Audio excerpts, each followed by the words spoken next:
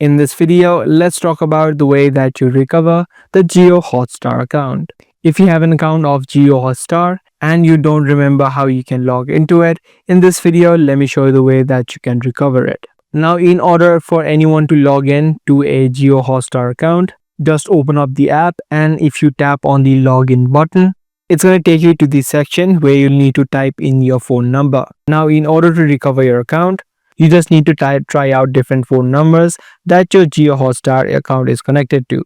If you have multiple phone numbers, try out using multiple phone numbers.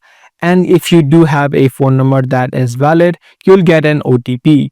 Once you get an OTP, you just need to type it in and your account will be successfully unlocked. Unless you have access to the exact phone number that the account is connected to, you won't be able to recover it.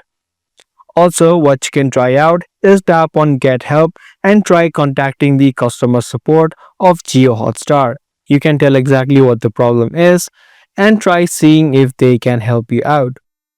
If not, there's no way of recovering that account if you don't have access to that phone number. You can try using a different number and creating a new account. That's all for this video. If you guys found this video to be helpful, be sure to subscribe and also give this video a thumbs up. I'm gonna see you in the next one. Thanks for watching.